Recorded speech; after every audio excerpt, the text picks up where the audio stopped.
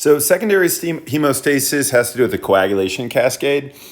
This is going to typically occur after primary hemostasis with the platelets. And so we have two different pathways. We have the intrinsic pathway and the extrinsic pathway.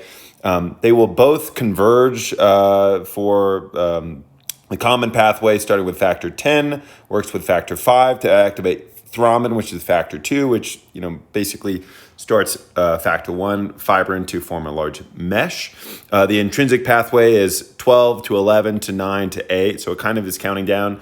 And then the extrinsic pathway has to do with factor 3, which is also known as tissue factor, activating factor 7. The intrinsic pathway is going to be activated due to exposed endothelial collagen, while the extrinsic one is trauma. But of course, trauma can cause collagen to be exposed. So it's very likely similar things that are activating both of these pathways. Coagulation proteins are mostly made by the liver. They are zymogens, so they are, for the most part, activated by endothelial damage. Technically, we always have some background level of clotting. Remember that when mast cells get activated, they release heparin.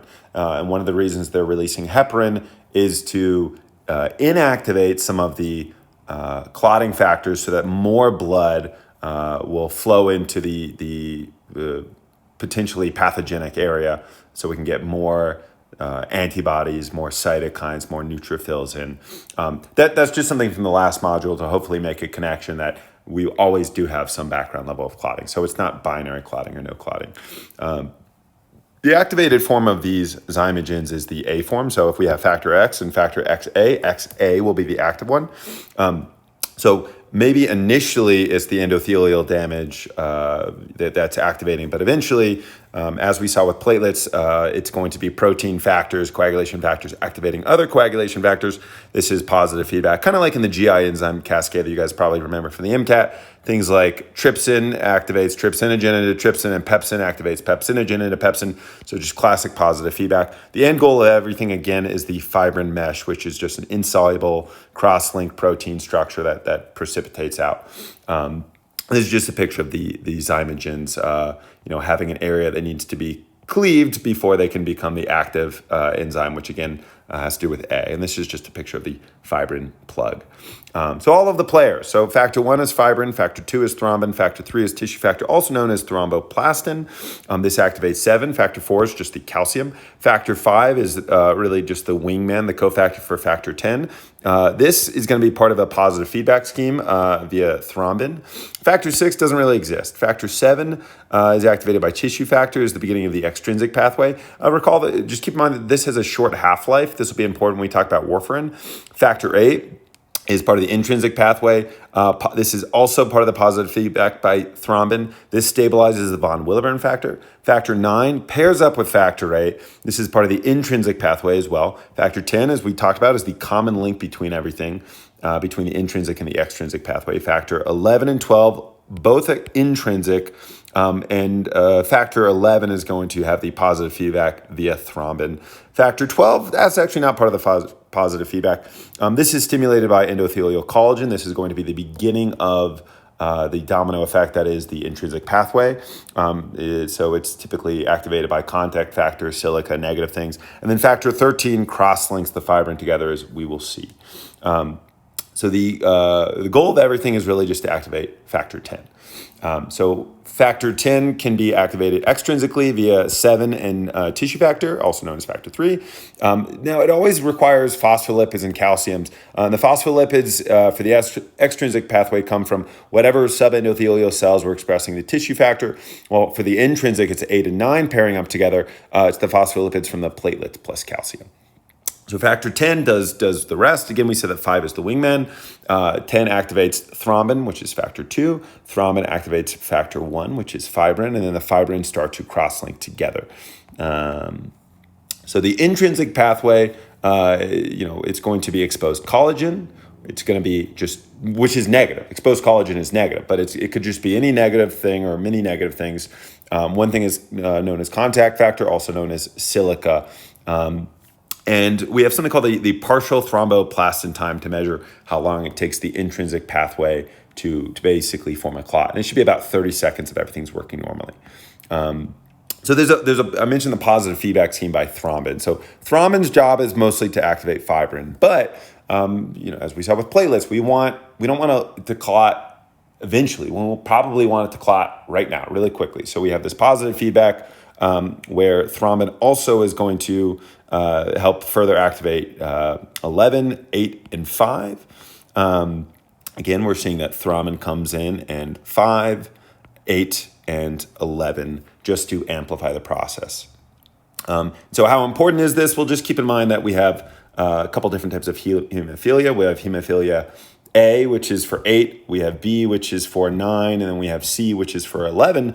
And if you have hemophilia, bleeding is a tremendous problem. And this is largely just because you can't amplify the clotting process. So this should just really demonstrate how important it is to have this positive feedback. Factor VIII is produced in endothelial cells, and this is rare because most things, again, are made in the liver that have to do with clotting. It is stabilized by von Willebrand factor, and it is, during injury, this will be released, and can pair up with factor IX, which part of the intrinsic pathway activates factor X. Again, we have von Willebrand factor. Some of it will be subendothelial, but some of it is just floating through the bloodstream, and it is complex with factor VIII. Again, von Willebrand factor plays a role in platelet adhesion and platelet aggregation, but also has a role here in the coagulation cascade. Factor 12 is known as the Hagemann factor. This is kind of superfluous, actually, because of thrombin. Yes, it does activate 11, but if you recall, something that thrombin can do, this little arrow over here shows that it can activate 11. So we don't actually necessarily need 12. In fact, if you knock out 12, there's little physiological significance that occurs. But however, there's a tremendous diagnostic significance. So we know that the damaged surface, the subendothelial collagen, activates 12, and it's really the negative charge that activates 12. So when we do the PTT test, we are kind of mimicking the subendothelial collagen by providing a negative thing, activating 12, and that's how we can measure the PTT time. So it's really important for that. Additionally, 12 also activates kallikrein. Kallikrein will activate bradykinin. This is kind of the link between coagulation and inflammation. So this is going to mediate vasodilation and pain and increase vascular permeability, just hallmarks of inflammation. Bradykinin is degraded by angiotensin converting enzyme. So if you have angiotensin converting enzyme inhibitors, this can cause excessive vasodilation. Specifically, this can cause something called angioedema. And remember that we saw this too when we have the C1 inhibitor is also supposed to degrade bradykinin. And if we have a deficiency of that, especially if you have the deficiency there and you take ACE inhibitors, then that can especially lead to angioedema, this massive vasodilation of the face. So the extrinsic pathway is to do with tissue factor, which is known as factor 3, also known as thromboplastin, and factor 7. This should be about 10 seconds, ideally, to clotting, so it's a lot faster than the intrinsic pathway. And this is also subendothelial. So again, if you have subendothelial, this is just basically a marker that you must have some sort of trauma, and therefore clotting is probably going to be a reasonable call. Because anytime you see tissue factor, you have subendothelial break, so clotting is probably helpful. Tissue factor degrades very quickly. That's going to be important later when we talk about warfarin. It activates 10, which again activates thrombin, which again activates fibrin. The goal of everything is we just want to take all of this fibrinogen. Anytime you see inogen, of course, it's a zymogen, and we want to cross-link it. But thrombin's not enough. We actually also have factor 13. So factor 13's job is to further cross-link. And see, we're getting these diagonal cross-links here with the factor 13 to make the fully formed fibrin mesh. All right, just to go back really quickly on PT and PTT. So PT is going to be the extrinsic. This is prothrombin time. You add tissue factor, and the PTT is going to be the contact factor. You're adding a negative thing. It could be silica, and that activates 12 to form a clot. And so many things later when we're looking at deficiencies in drugs is really just going to it's going to be essential to know inside and out PT and PTT. So if we want to do PTT here, we need to add calcium, phospholipids, and some negative contact factor or silica, while for PT, you really just need to add tissue factor. So PT is sometimes known as the INR, which is really just the the patient's PT over the control PT. Obviously, normal should be 1. It might be a little bit higher, 2 or 3 if you're on warfarin. We talked about this. I'm not going to say it again.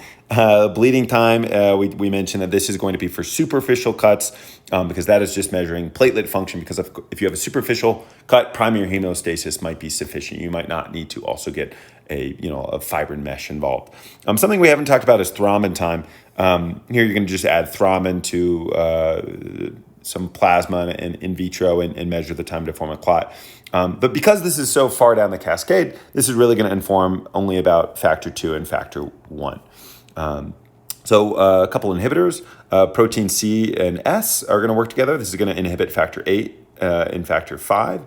Then we have antithrombin 3, which can inhibit factor 10 and factor 2. And then we have tissue factor pathway inhibitor, which, as the name implies, probably just inhibits tissue factor. So antithrombin 3, this is a serpin. And just keep in mind that pretty much all of these things, we said like trypsin, like pepsin, and these are all zymogens. And there's zymogens that when they're active, they can then activate the other zymogens. That's because they are themselves proteases, which often work via a catalytic triad, which is a serine protease. So a serpin is a serine protease inhibitor. That's antithrombin 3. It's going to go ahead actually and affect a ton of different proteins here in our cascade. Most important, though, is going to be factor 10 and factor 2, maybe in the intrinsic factors a little bit later, which we'll talk about. Antithrombin 3 is activated by heparin sulfate, which, as we see many times, there's going to be a difference between healthy endothelial cells and damaged endothelial cells, and obviously subendothelial areas. And so what that means is if you have a normal healthy endothelial cell, heparin sulfate is there, and it can activate antithrombin 3, which is going to inhibit the clotting cascade system. And this picture here is just showing a normal healthy red blood cell on the left there. Notice that we have heparin sulfate, but in this picture on the right, I have some damage, and note that there is not so much heparin sulfate. And what that means is you would then probably have widespread clotting because you no longer have the heparin sulfate, so you no longer activate antithrombin 3. And this is kind of beautiful because now we need clotting. So this is where the drug heparin comes into play. Drug heparin just mimics heparin sulfate, which means it can activate antithrombin 3 and work as an anticoagulant. Again, that goes for factor 10. It can also go for factor 2, which is thrombin. Now, there is a difference. Unfractionated heparin can get both of these, while low molecular weight fractionated heparin will only go for factor 10. More on this later. Protein C and protein S, these can work together to inhibit factor 5 and factor 8. Note that protein C is in the zymogen state, while protein S does not have a zymogen state. Protein C is activated by thrombomodulin, which again, healthy endothelial cell. This is going to be just something we run into again and again. It's quite a motif. My 10th grade English teacher, Miss Flint, would be very happy I'm using the word motif. All right, protein C, normally inactive, thrombomodulin, teams up with thrombin, converts it to active protein C. And again, this can inhibit with protein S, factor 8 and factor 5. This is just going to go ahead and inhibit factor 7. To some extent, also factor 10A, but mostly factor 7.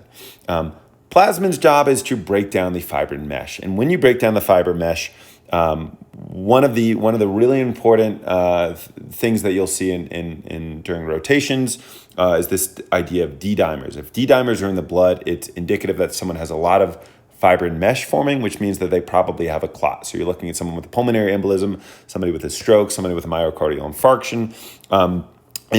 Yes, these are proteins that we might find in the body, but of course we can also administer superfluous amounts of TPA, urokinase, and streptokinase just to superactivate plasmin to bust up these clots. So it doesn't just actually cleave fibrin, it also does cleave to some extent fibrinogen and other coagulation proteins. So this picture here is just, this is normal blood flow. We have a big clot, but luckily we put some TPA, which is just activating fibrin to break it down to restore normal blood flow.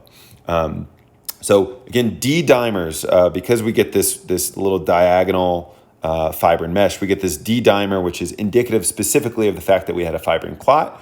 So this is just our fibrinogen, but note that plasmin will also break down just fibrinogen. So I guess the point is we have fibrinogen. I don't presumably have many clots going on right now, but I have fibrinogen in my blood.